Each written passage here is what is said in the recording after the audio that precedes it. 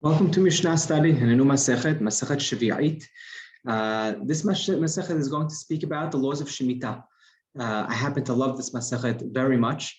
It's amazing how much this Masechet is really, all its laws play out today in Israel. This year actually in Israel is a Shemitah year. It's a sabbatical year. And there are so many laws that come into play that really we weren't able to practice for so many years, being outside in Galut, not in Eretz Israel, as it's a mitzvah that's only kept in Eretz Israel. And today, people really keep Shemitah, right? If you look behind me, I put a little background this year. Kan Shomrim Shemitah, right? This here we keep Shemitah. This field is kept with Shemitah.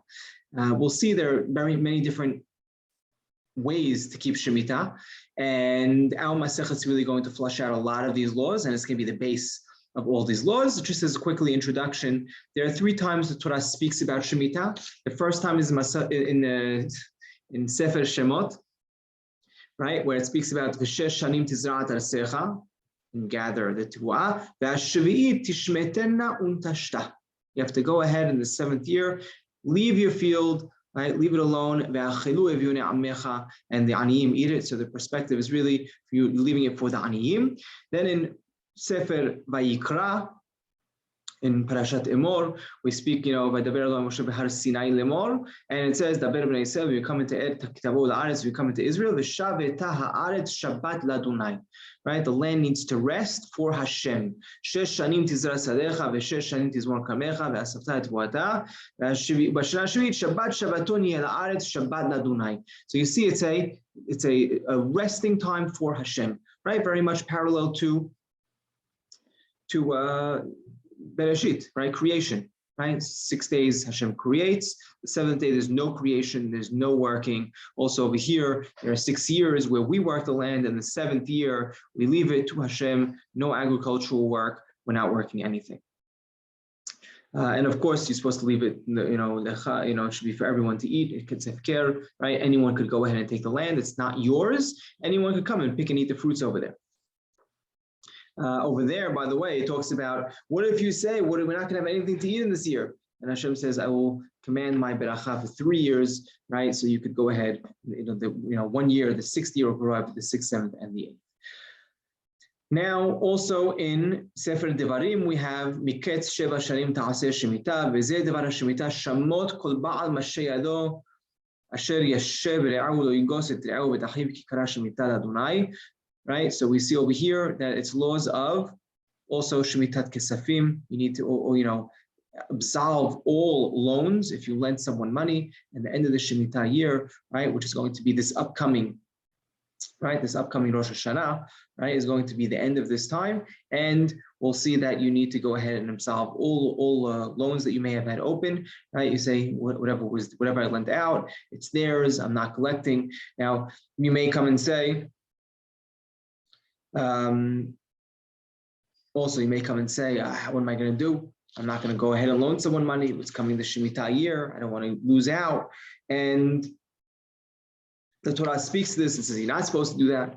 Never say something like that. You should always loan the money and forgive the loans, right? But we'll see later in history that it just wasn't working. And Hillel Zaken comes up with the concept because of Piros Bol, which we'll learn in the last perek of our Masechet, of how to almost get around, right? Some of these this Torah law, because people weren't upholding it correctly, right? So we'll see so much in this Masechet that's going to deal with this.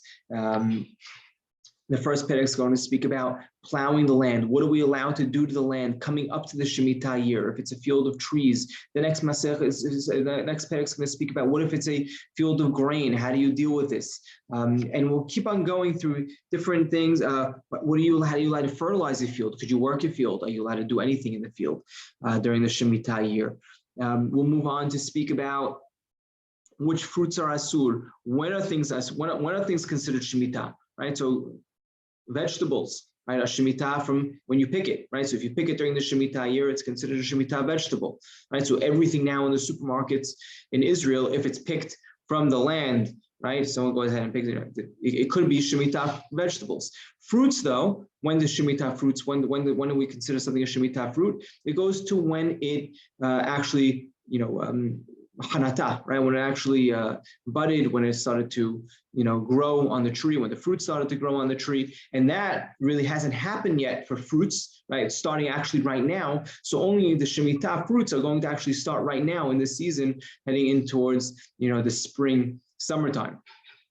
So it's a lot of interesting laws that come along with the Shemitah. We're going to speak about which areas in Israel are going to be obligated in Shemitah. It's not going to be everything, right? Chutz la'aretz is not obligated in Shemitah. Also, we'll see some areas in Israel, right, which is not going to be considered Israel proper from the Aliyah of Ezra, and we'll see where Shemitah laws apply. We're going to see what happens, what are you supposed to do with these laws, with these Shemitah fruits, vegetables, how are you supposed to treat them?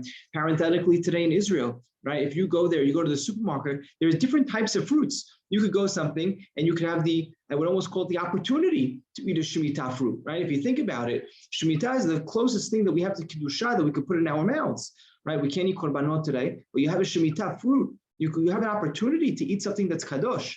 And it's amazing to have this opportunity in Israel today. So you go ahead and you could have something that's a kedushat Sheviit, they call it. You just need to take care of it properly. You're not allowed to throw it out when you're done, right? You have to actually bag it and respectfully toss it away, right? You can't just throw it with the rest of the garbage. You can't cause it to rot, right? So there's so many laws that come and apply with it. That there are also a lot of things. Not allowed to work the land. So how do the fruits get to the supermarket shelves? There are different ways also around that. Some people, you have something called an otzar betin, right? Which is basically you saying, I'm going ahead and I'm giving my field to the betin, and the betin is not charging anything for the money. They're not charging for the fruit itself. They're just charging for the transportation to get it to the shelves in the supermarket, right? And that's something that you could go ahead and purchase like that.